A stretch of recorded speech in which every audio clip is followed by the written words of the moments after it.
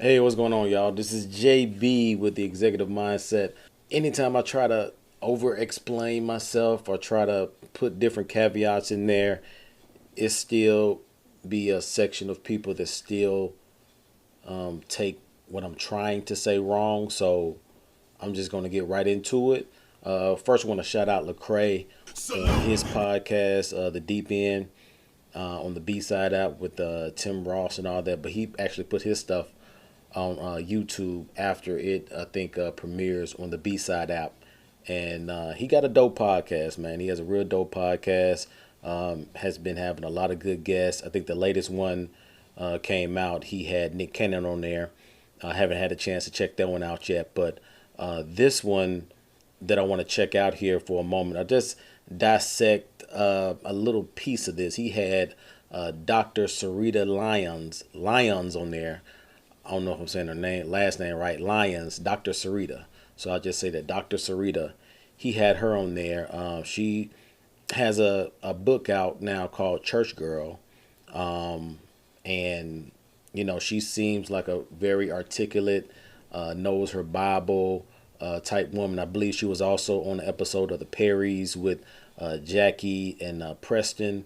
And she seems to be a big voice in the space. I'm just now kind of getting familiar with her, you know, kind of through this episode that I was looking at with Lecrae. But she made an interesting point about black women, specifically black Christian women, but she was pretty much pointing to black women that I want to just kind of put out there and just kind of see what y'all think about that, about the statement she was making about black women. I think then she also put in there about the black women in the church and all that stuff. So I'm just going to play it and then just chop it up from there. I want to ask you this in light of that. Like, you've answered it, but I just would like you to like unfold it a little bit. The subtitle of your book, right? Church Girl. A gospel vision to encourage and challenge black Christian women. All right. If it said Asian Christian women, I don't think anyone would have a problem with that. Why does it feel divisive to people because it says black Christian women? Well, I mean, I think Malcolm X said that the black woman is the most disrespected woman in America.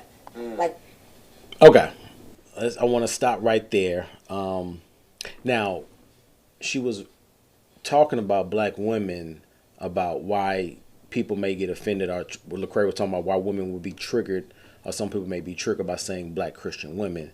And then she kind of goes into use Malcolm X as an example, and everybody, or a lot of people know his famous words of talking about black women are the most disrespected person on the earth or in the United States. Definitely at that time. Now, I will say this. At that time, Malcolm X said that. I believe it was in May 1962.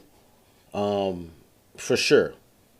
I think he had a lot of meat on that, because at that time it was, I don't think women had especially black women didn't have the right to vote at that time, and a lot of other inequalities and just bad stuff that black women had to deal with during that time. Okay, now moving that into 2024, I don't think you can say that today. Okay, in 2024, I don't think you can actually say that black women are the most disrespected today. You know what I'm saying? We can kind of go more into it, but I just maybe I just continue to let her go. But I can argue and say black women are some of the most catered to today in the atmosphere and society that we live in, as far as the Me Too, the court system. We know, of course, a lot of black women are incentivized to stay single. Yep. Just blah, blah, blah. But I'm going to go ahead and let her finish. I'm going to let her finish up. Like, one of the things we have to deal with is misogyny, and the idea that black women historically just have not been treated well. We're not as valued. It's like, how dare she, talking about me, talk to other black women? How dare a book be written that is contextualizing the faith for black women? And when you read some intersectionality work, it talked about, I read, it said, the white man is considered the prototypical man. The white woman is considered the prototypical woman. And the black man is considered the prototypical black.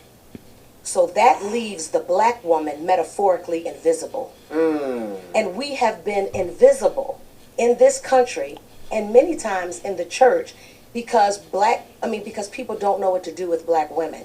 And so that is another thing. There's racism, but then there's also a dismissal of black women. Okay.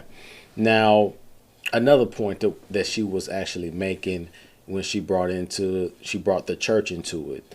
The church doesn't know what to do with black women. They're kind of in a place by themselves, ostracized, for lack of better words, if I'm saying that right. I don't agree with that either. Maybe because of my experience, or a lot of black churches that I know, one that I know I grew up in, others that I've been to or been around, and talking to other people that have been going to black churches, not only in Memphis, but around the country, around the South, or other people that I knew or went to college with or school with. Black women run a lot of these black churches.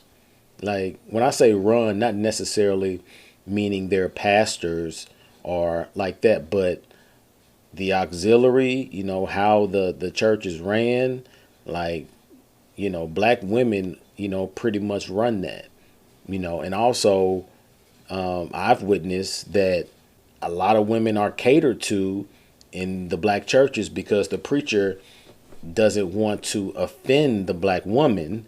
Okay, because if you offend the black woman, okay, not only is she going to stop coming, who else going to stop coming? It's going to be the kids. Okay, then eventually, if the husband is not into the church or he's not leading the household or whatever, he going to leave because the woman's got offended and left. So in a lot of ways that I've witnessed and that I've experienced, like, black women are, you would say, the backbone of the church, or the black church, you want to say.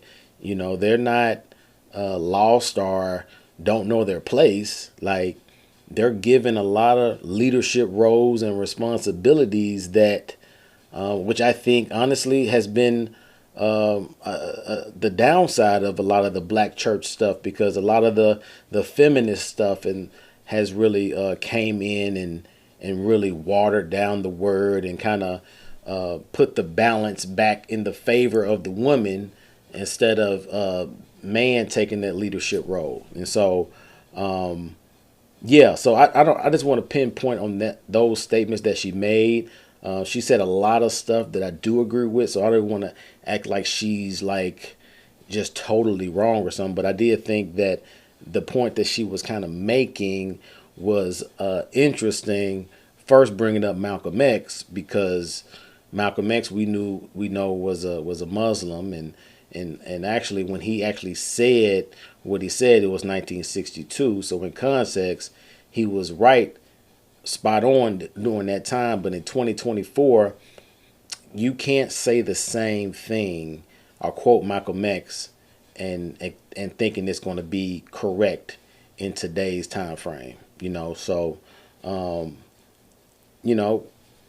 obviously I'm a black man, so I may be missing something. Somebody please comment. Y'all comment. Let me know what it is I may be missing. But from my experience of me, looking at the church, the black church, so to speak, black women are some of the most catered to people in today's society. Even I would say in the church.